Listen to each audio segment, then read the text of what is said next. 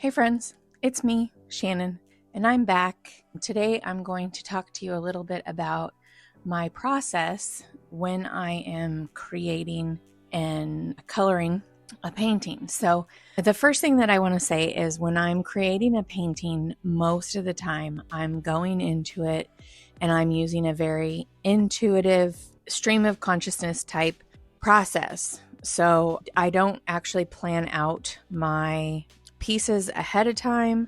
I may have an idea of the main character or focal point before I go into it. But really what I do is I start with the blank page and I usually draw like a horizon line. And then I will go in and I will start adding just whatever comes to mind, basically. So I will create kind of my main character and then I will base everything around that main character. I tend to draw things that are a little weird, things that are a little wonky. A lot of my pieces are inspired by other things. For example, one of the things that I create pieces around are my tarot spreads. So I will do a tarot spread, and as I'm doing that tarot spread, I will keep a sticky note next to me. And on that sticky note, I will just write any symbols, colors, images, anything that like really starts to pop out or catch my attention. And then after I'm done with the tarot spread, I put it away or whatever. And then I will put that sticky note in my sketchbook. So then when I'm working in my sketchbook, I will use the images and colors and symbols that I wrote down on my sticky note as kind of inspiration for what I'm going to create in that piece. This is just one of the ways that I come up with it. I have a lot of imagery that I repeat in my art, so I can actually just sit down without any idea of what I'm going to put in it and do the same process. I draw the focal point or the main part of the picture, and then I start adding things in kind of a front to back or back to front order. Like I said, I usually have a horizon line in there, and so I will start to either add different objects up to the front, or I will start by adding objects in the back and working my way forward. I'm really just following whatever my brain is telling me to do. If I want to create a heart with wings, then I will draw a heart with wings and I'll put it up in the sky. If I want to create a frame that kind of shows an opening to another world, which you'll see that a lot in my art, then I will put some kind of frame in there and then I will draw an entirely different world inside that frame. A lot of the things that I draw that I repeat in my art are things that I have just experimented with over time, and I've eventually gotten to a point where I like the way I draw something. It goes into my visual lexicon, and that particular plant, flower, item, whatever will start to repeat in future pieces. Otherwise, yeah, I take inspiration from whatever inspired me to create that piece. Maybe I saw something out in nature, or maybe I saw a movie, or I was reading a book or something, and it inspired one little spark or one little idea. And that will be what am I trying to say? Like the main place that I start. And then I just go from there, and I just really lean into whatever I feel. I want to draw a rainbow, I'll put a rainbow in there. I want to draw a sunrise or a sunset, I'll put a sunrise or a sunset. And in this particular video, I had already sketched everything out and I didn't have any filming footage of that. I am going to try to add different videos where I'm starting from scratch. The only problem with that is, and it's not a problem, it's just when I sit down to sketch something out, it's a bit of a longer process because I'm following my intuition, I'm thinking, right? And so I'm making on the spot decisions, and that can take a lot of time. It's not as quick as a 30-second drawing that I think a lot of people are used to seeing. But it does take time to sketch it out. Now, that being said, I do sketch things out pretty quickly. So start to finish, from getting the idea to sketching it out to coloring it and adding final details, the process is, I would say, under 5 hours, but over 2 maybe. So it's quick. To me, I would think that it would be boring to watch somebody as they're thinking through what they're creating on the page. It's after it's already been created and I've went over it with a fine liner and then I'm coloring it. Now, coloring it has that same problem because I'm making color decisions as intuitively as I make the rest of my decisions. So I'm choosing those colors as I'm working through it. The caveat to that is I have picked out my colors ahead of time. So when I say I'm choosing those colors, I'm choosing them from the markers that I have picked out ahead of time. I do limit myself, so I don't have my whole 320 colors in front of me. I have limited it to maybe 20. And then in that, I have a variety of different shades for each hue. So 3 markers may be the same hue, but there might be a light, medium, and dark. That's for the alcohol markers like you see me using in this piece here. In other pieces, if I'm using my paint pens, my paint markers, which I absolutely love, I won't necessarily have as many of those, although I do mix and blend them as well. I like the Artex paint markers. I have Poscas, I have all the others, but Artex are my absolute favorite. I love Artex. If Artex ever wants to sponsor me, I am down. You just reach out to me and let me know because I love my Artex markers. Anyways, sometimes you might see me flipping back and forth through my sketchbook when I'm working, and a lot of times it's because I have color charts on different pages, so I'm looking to see what colors I'm wanting to pick up for something. So I do a lot of swatching throughout my sketchbooks, and they're just in random places, but you'll see me frequently flip back and look at those different swatches as I'm making color decisions about things. Okay, so once I start sketching, my goal is to fill up the entire page. I am a more is more, as Roxanne from Buy Bun puts it. I'm a more is more type of artist. I like to add more things in, more details, and just really make each of my piece a visual feast. And so I do like to cram as much in as I can. And once I get that sketch done, then I will go over it with a fine liner. I tend to stay away from black just because it is very stark.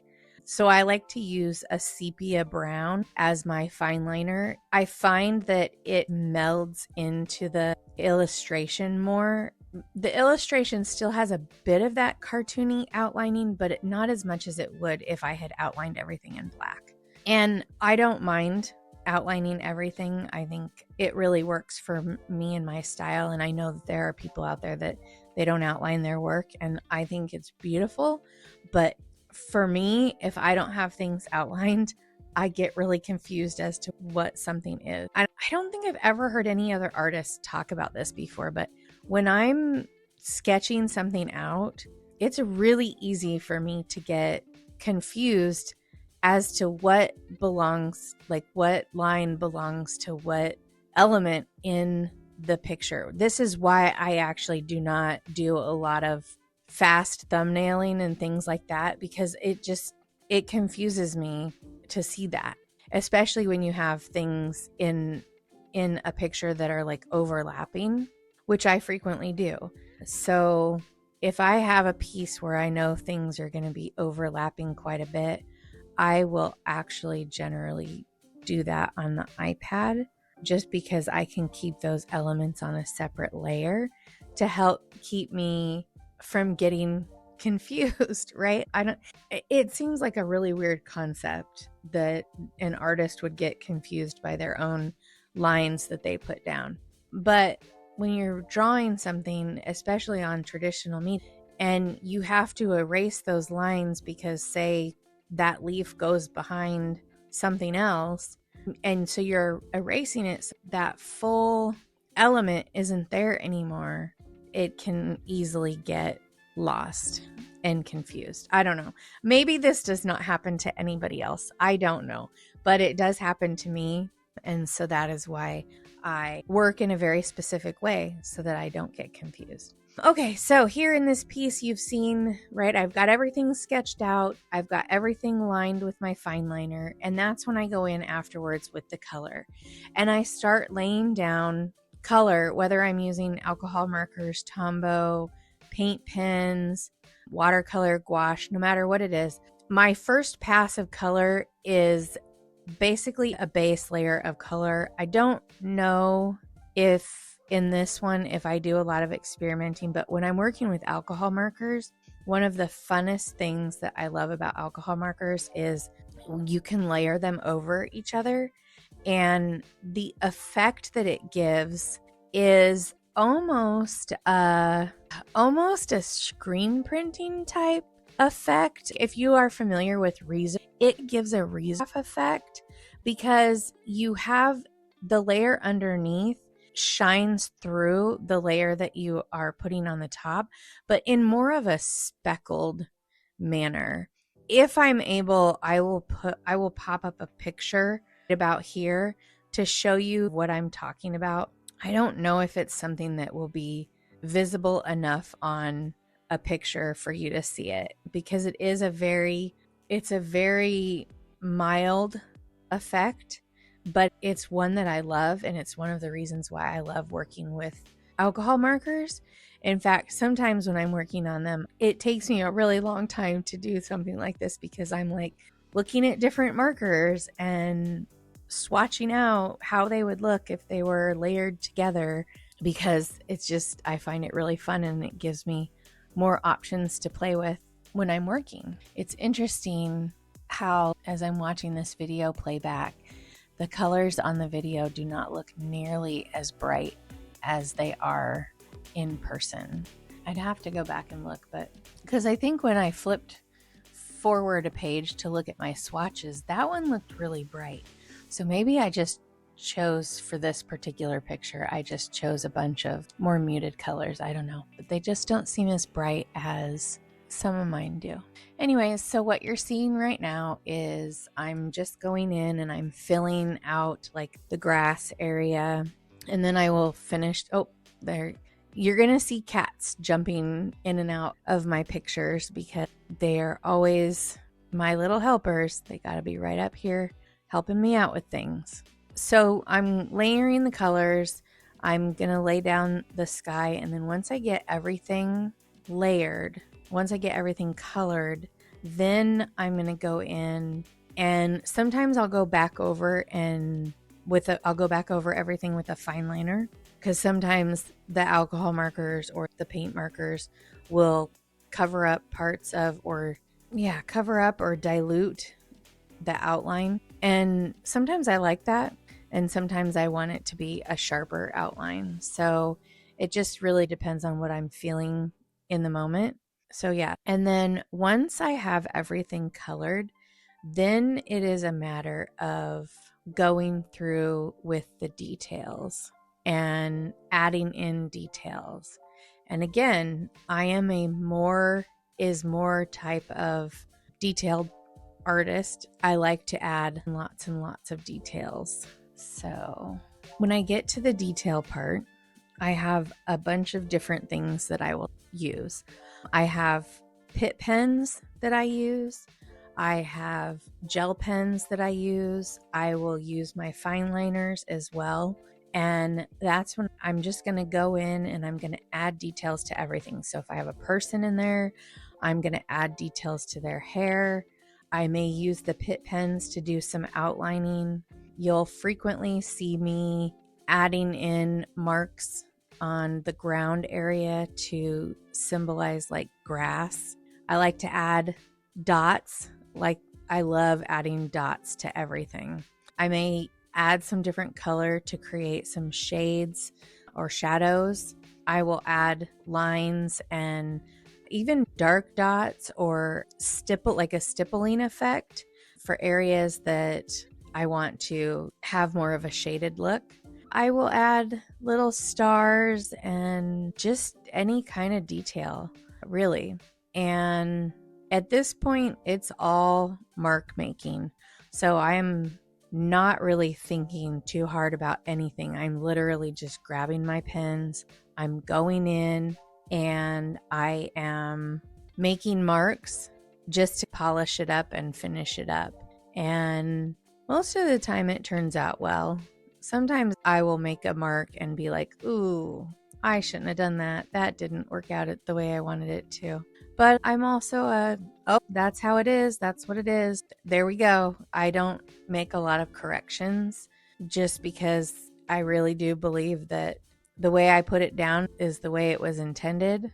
If I'm working on a piece where I need to worry about something being a little bit more perfect, a lot of times I will either create that in Procreate on my iPad, or I may have another page where I'm working out different choices and options. So I might have the colors laid out somewhere else, and then I might go over them with different colors to see what they look like and if I like that effect.